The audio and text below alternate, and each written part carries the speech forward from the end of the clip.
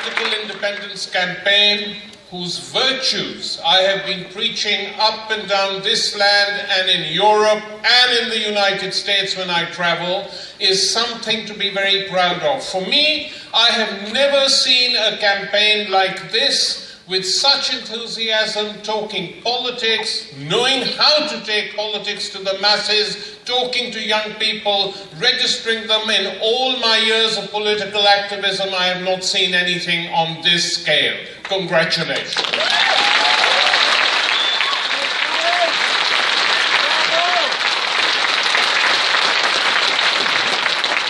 As virtually everyone who's spoken here today has said, it doesn't feel as if we lost. It really doesn't. Because if you look at those who voted no, you don't hear them too much, you don't see them. The unionist left in Scotland is in quite a demoralised state. Possibly with the exception of Galloway, it takes a lot to demoralise them.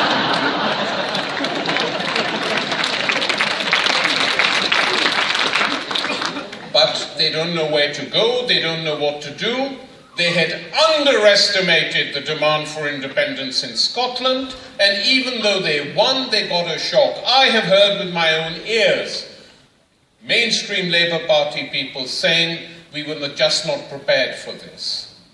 We were confronted by young people in the streets, and not just young people, that brilliant campaigner who got it into his head to offer a special welcome in Buchanan Street.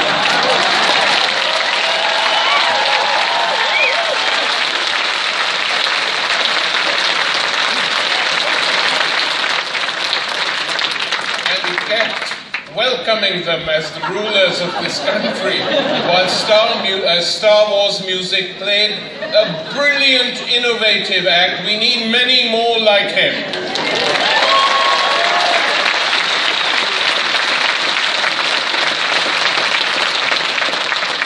And that is what this campaign showed to those in power in the United Kingdom, that when you begin to challenge authority on that level, you can go a very long way. And they panicked at the end.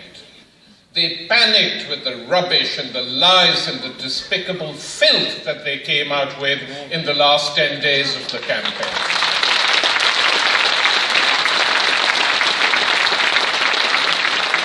And you know, watching the coverage of this on the BBC, I felt, you were here, you felt it even stronger than me, that this was no longer an organization which could be called a public broadcasting organization.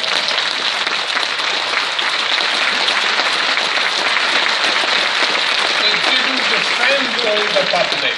It effectively defended the elite in Westminster. It carried out its plans.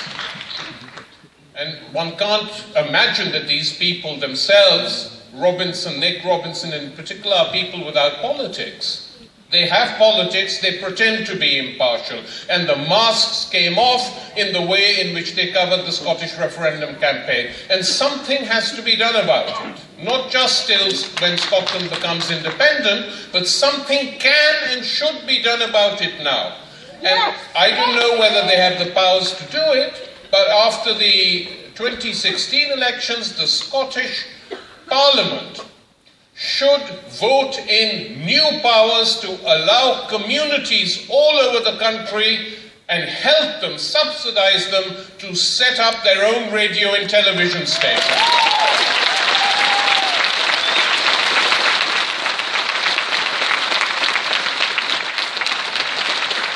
Serious way of challenging the BBC, to break their monopoly from below. And side by side with that, a campaign also to question why we are paying the license fee.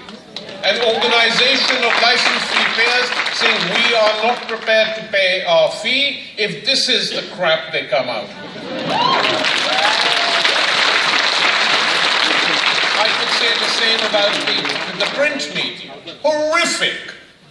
Not just in England, which one expected, but here. They've always had a bad record on most things, but this time they really excelled themselves with the exception of the Sunday Herald.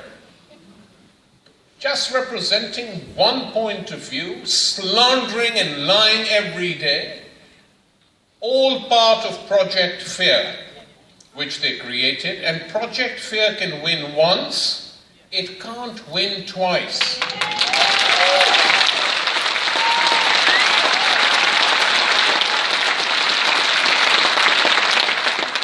So the campaign will carry on in different ways. I said earlier today, I apologize for repeating it to those who were there, that the next big target is to make sure that Scotland is represented in the Westminster Parliament by members of Parliament defending Scottish independence.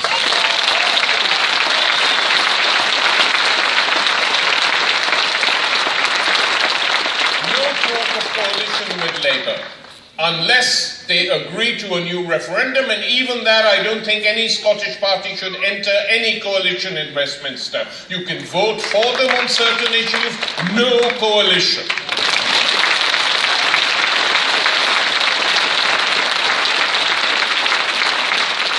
And lastly, I see before me, really, at this conference, the people who will fill the vacuum left behind by a corrupt and collaborative Scottish Labour Party. You are the ones who will fill that particular vacuum, and in the best possible way. That's what happened in Spain, as the Podemos speaker must have explained.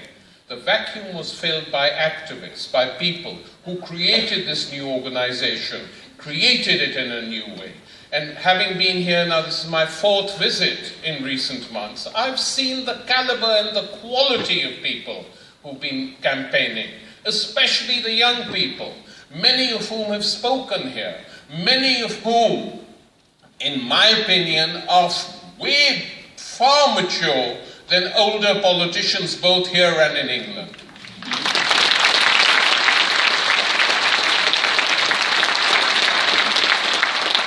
And I know it's invidious mentioning names, but I really must pay a very warm tribute to Jonathan Shafi, who has organizational skills which are incredible and who has a political maturity which should be envied by any left politician anywhere in Europe today.